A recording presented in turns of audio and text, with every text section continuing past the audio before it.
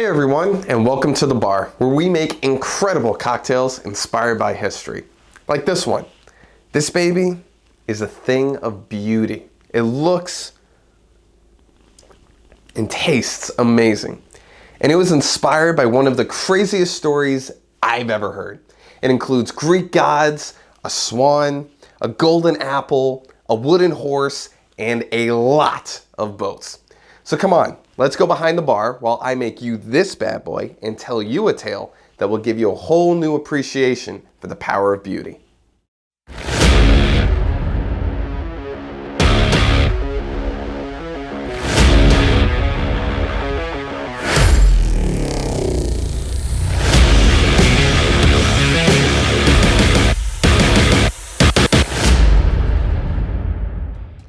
I call this cocktail the drink that launched 1,000 ships, because it was crafted after Helen of Troy, who is said to have been the most beautiful woman in the world.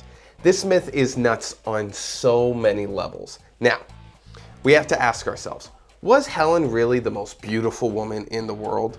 Well, my girlfriend may disagree, but then again, she hasn't been immortalized in Greek mythology, nor has she inspired a delicious cocktail. At least not yet. So where does the story of Helen begin? Well, it begins with the Greek gods, and it's the connection to the Greek gods that inspired my use of our first alcohol, Sky Vodka.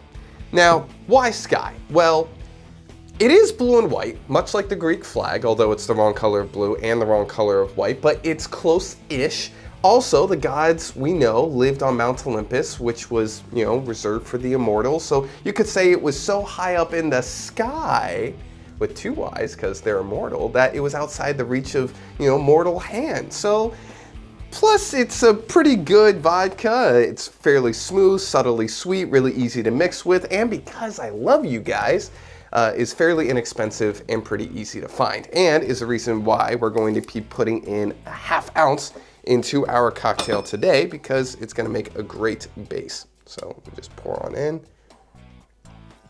There we go. All right. We'll leave that there. There we go. So, like most Greek myths, it all starts in Zeus's loins. You see, Zeus was Greece's alpha god, the god of lightning, and was kind of a man whore when it came to the ladies. As a matter of fact, Zeus fathered so many children with so many random creatures that in the end he didn't even need a partner to procreate. Athena, the goddess of wisdom and strategic warfare, was spawned from the big guy's forehead. His forehead. In the end, he ended up with 19 children in one of the most cosmically dysfunctional families in mythological history.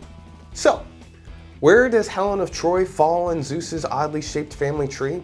Well, Helen's mother, Leda, famously mated with Zeus when he had turned himself into a swan. Yup, that's right. Our heroine, the most beautiful woman in the world, was the byproduct of taboo mythological hanky-panky. And don't get me wrong, she was beautiful, according to the legends. Every guy in the Greek world, from prince to pauper, wanted her. Now, being the hottest babe on the planet, she kind of had her pick of the golden litter. King Ajax of Salamis, King Odysseus of Ithaca, and King Agamemnon of the powerful Mycenae were all vying for her hand. So, which king won our rose in the ancient Greek version of the Bachelorette? Well, none of them. Our dear Helen didn't want a king, but she didn't want a pauper either. No, the man that caught her eye was Prince Menelaus of Mycenae, Agamemnon's brother. And although her star-studded suitors were all disappointed, they respected her decision. With her new husband, Helen and Menelaus would rise to the Spartan throne, and they would begin a family. And it all could have ended there, with a nice bow that said, "Happily ever after." But that would be boring and inaccurate, because beauty doesn't always just inspire hope and love, but it also fosters jealousy, lust, and even violence. Now, before we go on, if you enjoy our historic cocktails but don't want to have to subject yourself to the wonderful grind of figuring out how to make a delicious drink or have to read a lot of books to know what it's inspired by, then feel free to subscribe and let us do the work for you. Now this story takes place with the Greeks in the Mediterranean, and for that I needed a Mediterranean connection.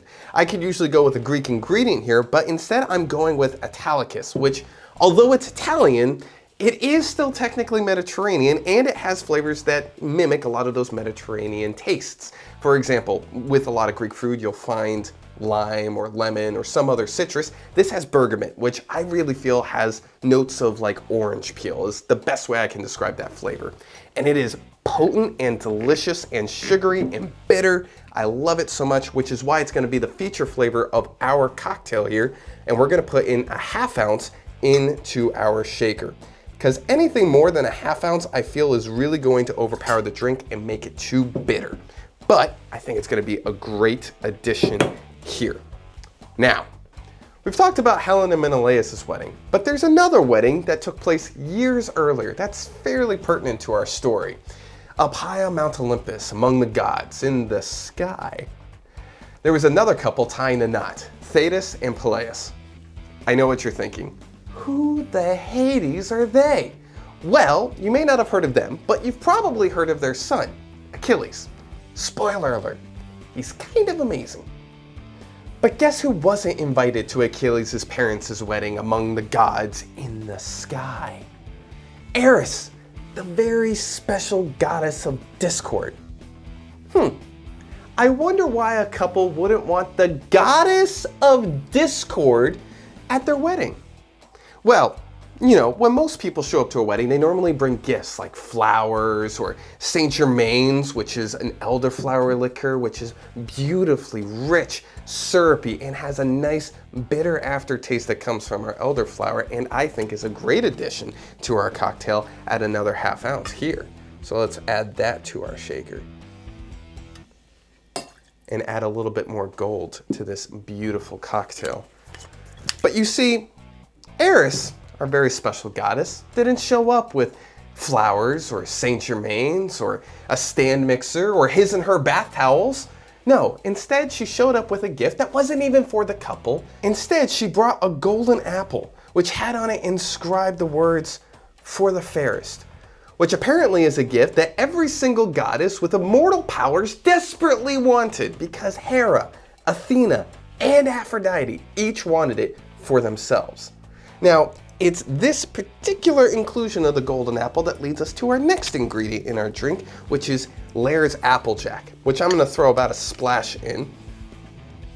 That should do it. Now, I'm using Laird's because of all the Applejacks, it's personally my favorite. It's smooth, it's got a nice alcoholic punch, but it doesn't lose any of its apple flavor. And since it seems that a golden apple is gonna be a key point in our story, it felt right to put in. So, what are goddesses to do to break the tie when they all want the same golden apple? Go to the forehead childbearing seducing swan Zeus, of course! Who, seeing that it had nothing to do with him getting laid in any of his various forms, said, I don't know, let him decide. Enter Paris. Paris is the exiled former prince of Troy / current shepherd who, for some reason, gets to decide which of our goddesses gets to possess the golden apple. Desperately vying for a gift from Eris, a goddess no one particularly likes, Hera, Athena, and Aphrodite each offer Paris a gift far more remarkable than the actual apple they're fighting over. Hera promises the exiled prince rule over Europe and Asia, which is practically the whole world at this time. Athena offers him unrivaled skill in battle, which will give him the opportunity and the know-how to conquer and then hold those lands. But Aphrodite, knowing the young man's heart and his hormones, offers him the most beautiful woman in the world, Helen. Eris, the old troublemaker, couldn't have been happier. Now it seems like this tale is starting to turn a little sour, much like orange juice can make you pucker. Now, it's the reason why I'm including our fresh squeezed orange juice into our drink, which is sugary, fruity, and delicious, and will make a great base to cut throughout all the alcohol in the rest of our drink as we start to finish up our cocktail. So we'll add a full ounce to our shaker here.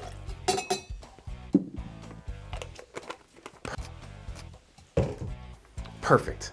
Now, Helen was still married to King Menelaus of Sparta, but Paris, being a virile young man with a taste for hot, married women, marched right up to Helen and offered her his hand in marriage anyway.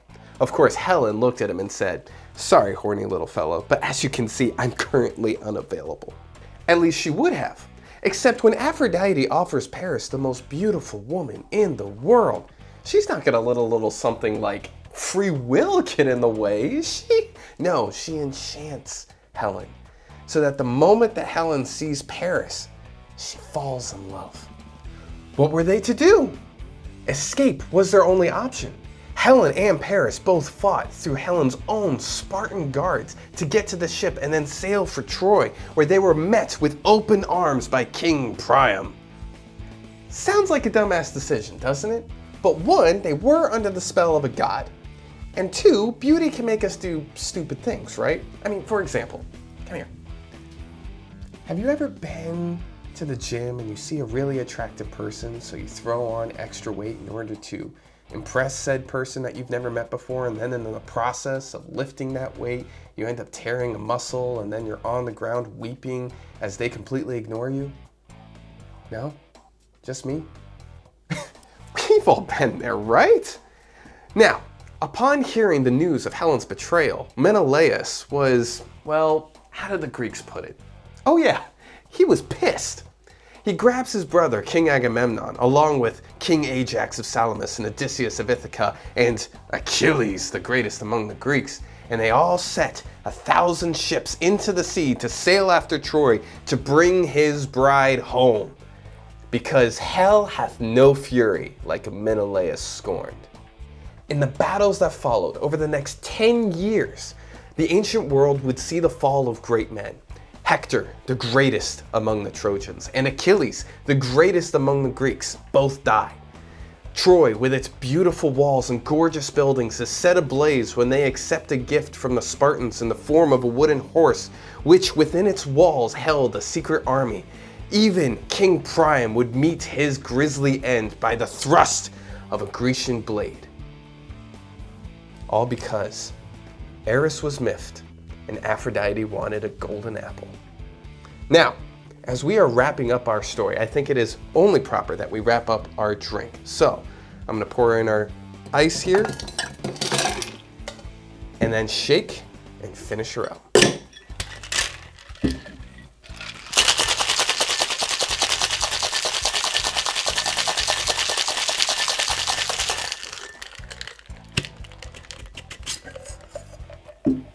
Grab our glass.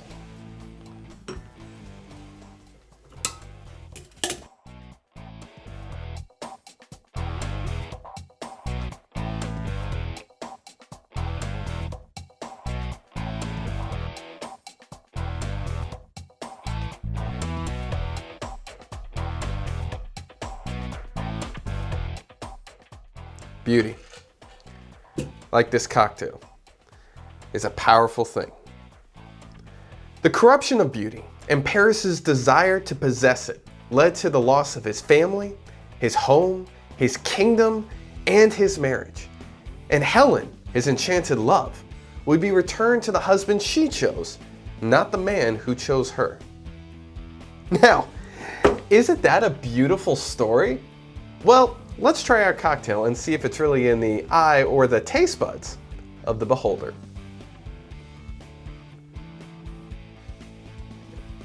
Ugh. It's so beautiful, so balanced. It looks great.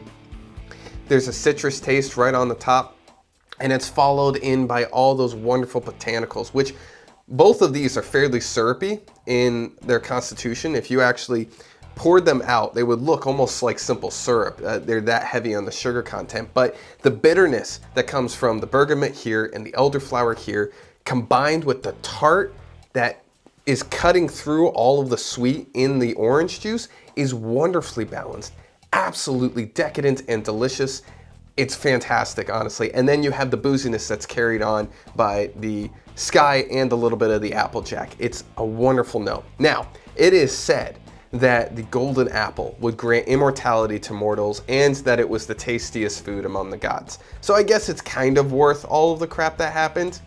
I personally don't think so, but I'll tell you one thing that is worth it: this drink. This drink is worth making. Not worth killing people over a 10-year war, but it's worth making. So seriously, give this one a try. So good.